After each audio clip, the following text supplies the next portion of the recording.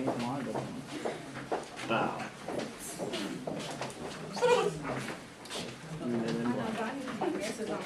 Good afternoon, everyone. So on behalf of Shades Consulting, we'd like to thank you for giving us a chance to reach out and present to you our recommendations. Now, you can't really work with someone unless you know about it, so I'm going to introduce the team. Okay, so first I want to start with Demir Ingram. He graduated from Harvard University. He has a PhD in management and master's in German. He has 10 years experience in marketing, and he has experience in Porsche, Atlanta Falcons, Ford, and Atlanta Hawks. Okay, then we have Rebecca Rocho, who graduated from Yale. She's a double major in management information systems and accounting with a minor in marketing. She has 5 years experience in marketing and experience in Disneyland Park, Toyota, and Adidas. Okay, then we have Ms. Nikki Gray, who graduated in 2010 from NYU. She majored in marketing, and she worked with companies such as Athleta, University of Georgia, and Georgia Tech. Okay, then we have Mr. Alexander Armand, who is an internal communications expert, original member since 2009, a graduate of BYU with a dual degree in both accounting and finance. Then you have Ms. Deanna Drakeford. She graduated here at the University of West Georgia. She has a master's in management information systems. She has a bachelor's in real estate and experience with Coca-Cola, Pepsi, Microsoft, Google, and Apple. Then you have myself. I have a BBA in accounting. I have my certified public accountant degree certificate. And I have 8 years of experience in the accounting industry with experience in AT&T, Samsung, and Coca-Cola.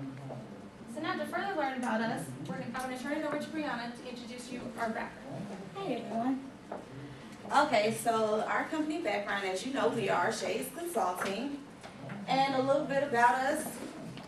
We were established in January 1st, 2009 in Carrollton, Georgia. We were absolutely fed up with the parking in West Georgia, so we decided to all come together and just create parking decks and construct other places to eliminate the hassles. So that's what we do. Of course, we consisted of the 6 people that you see up here. Sorry, I'm probably in the way. The people we've worked with Ray-Ban, we've worked with Harvard, Kennesaw State, Google, St. Jude's Hospital, UGA, and Emory. Not only do we only work with universities, we do work with hospitals and anybody else that wants a parking deck or needs a consultant park.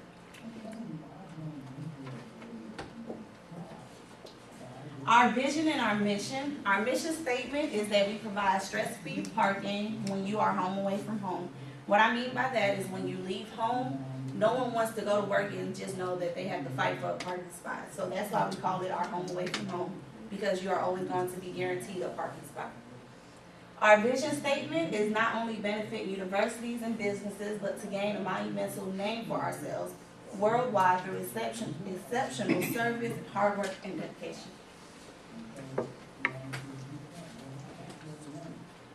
What we value, we treat our clients as family. Everyone will show respect for others. We consider each other as family. No one is a friend, no one is a stranger. When you come to us, we are all family. We perform to our best abilities. We will never give you less than the best. Communication is the key to success. So when you come to us, anything, no matter what, just make sure that you communicate. And now I'm going to turn it over to Cassandra for the statement of need. Thank you, Brianna. So I'd like to start off by talking about your external and internal stakeholders.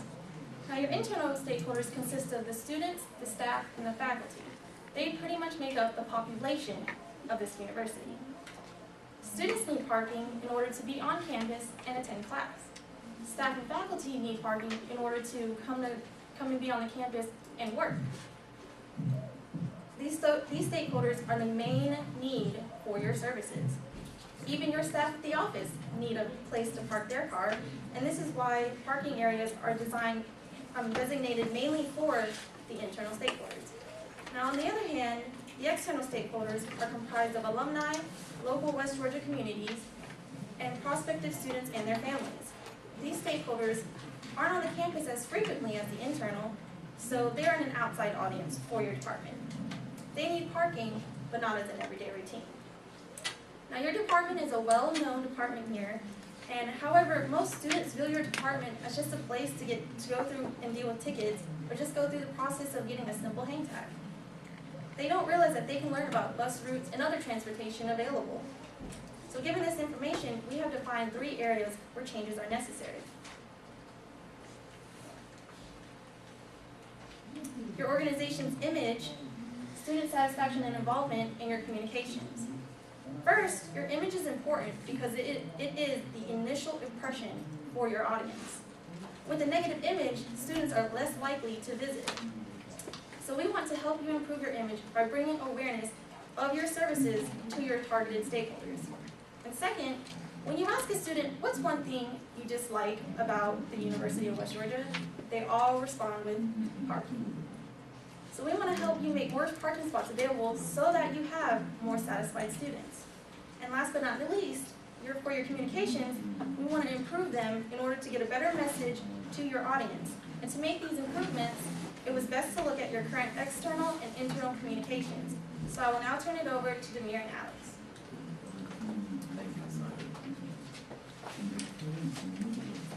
All right, so we're going to speak about the internal and external communication. So, technology has advanced throughout time, which has given us the ability to reach our primary goals in a shorter time span. There are different ways to communicate to many different clients. A great amount of schools use emailing as a basic communication, but studies show that face-to-face communication is actually what should be implemented when trying to speak with your clients. So we have asked many students and many faculty members of your department what they believe should be implemented as a basic communication. And as you can see, 45% have answered face-to-face, which shows that by using face-to-face communication, the clients feel that you're more in-depth and you have a more important view on their opinions and how you can help them as best as possible. We've also have shown your current communications to see where you stand right now. And as you see, emailing is at your top of the peak of this chart, but working with us, your projected communications, everything will skyrocket from texting to face-to-face, telephone, and email communications, helping you help others. And now we're going to speak about the strengths and weaknesses, and I'm handing it off to Alex for this. Thank you. Hi, I'm Alex Armour. I'm head of the internal communications here at Shades Consulting. And I want to start off by saying what you have in your department is good, but here at Shades, you want to make it great. After going through and reviewing your department, we've come up with a SWOT analysis to help improve your services.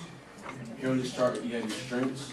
You have a relatively new fleet of buses with a professional team of transportation specialists at the head. And for your weaknesses, you have a potential for high turnover to the average age of your drivers. And another weakness would be your curb, would be the paint quality on the curbs. You know, students might have confusion with where to park, or faculty members may have confusion, which may lead to unnecessary ticketing. And for the opportunities, you have more shuttle services. And for the threats, you have the diesel fuel costs and the labor associated with maintaining the fleet of buses. Next, we've also compared your department with one of the top competitors in the state of Georgia. Here you will see Georgia Tech is leading in both telephone and email communications, while you're leading in face-to-face. But with the help of our firm and our recommendations, your department will exceed Georgia Tech and become #1 in Georgia. And with that said, I'll pass it on to Nikki Gray with recommendations. Okay, so with all of this being said, we have one major big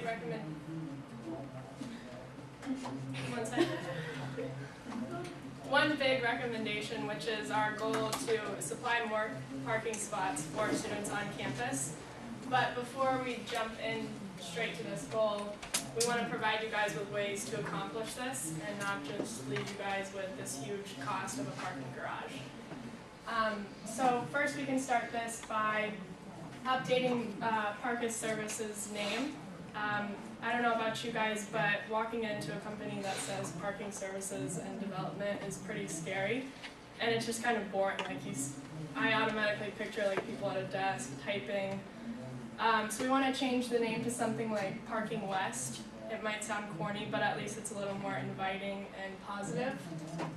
The next way that we can accomplish this goal, you guys can accomplish this goal, is by creating a living wall, which is in a video for you guys. Okay, Here's your question. Yep, Parking West. Oh, sorry. Actually, we're going to go first to the recycling competitions and fundraisers. So these are two different ways that you guys can find ways to collect money towards these parking garages. So with the recycling competitions, we thought not only you could do this by different departments, and whoever collects the most recycling could win an award, maybe a grade of an A, etc. Fundraisers, we could have events where alumni, people who donate to the school could come in and contribute to such things. Okay. Another idea we came up with is the renting of bicycles. So down at the end of the parking right now, right across from Greek Village, there's just a big open spot. So we figured that we could start a little company basically where you can go up there, swipe your UWG card, rent a bike for free through our company, and all of the money through the fundraisers and through the recycling can help contribute back to the parking garage. And this right here is the, what I was talking about previously is the living wall, which is basically what we would create not only the parking services building out of, but eventually the parking garage. And you guys will see here about this. Is there sound? It's just music in the background. If You might have to turn the speakers on. So what this does is it's basically equivalent to about like 46 or 47 trees. So providing oxygen, and eventually we could raise enough money to equip solar panels. So no longer having like huge electricity bills. By providing sunlight, you can receive the same amount of electricity. Yep, so that's the video.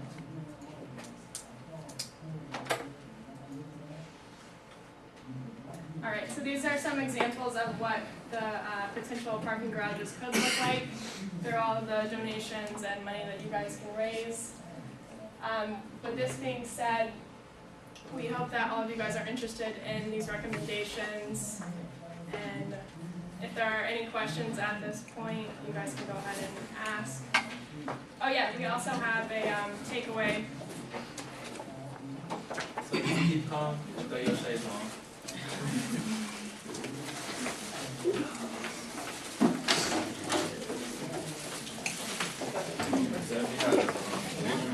Questions for team number 6?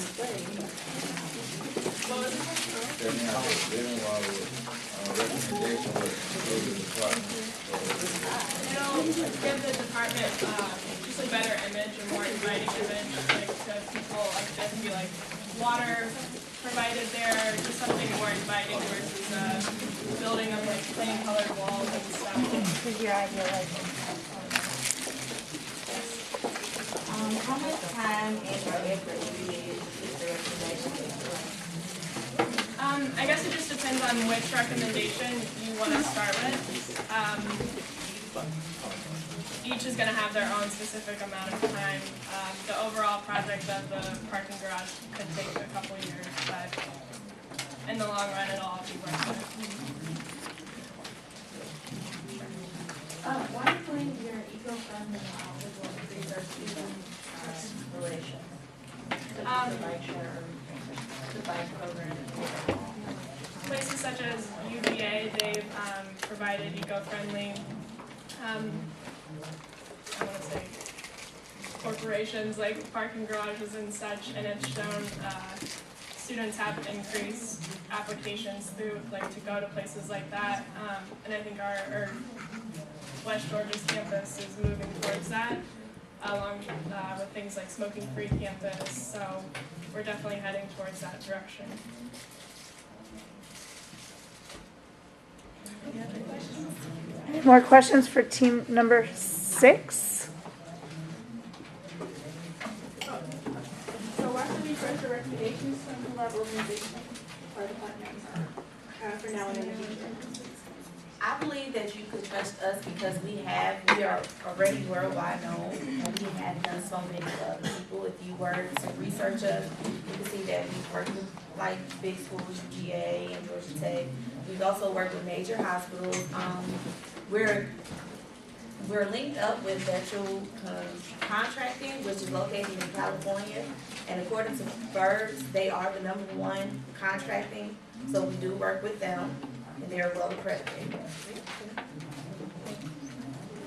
Yes. What risks are involved if we use your recommendations? Same risks as like not using them. Just if people like them and people don't like them, odds are there's probably not going to be a lot of risks. With changing the name, people might be more excited or put a smile on to enter into the building, such as that. So very limited risk. All right. Thank you very much.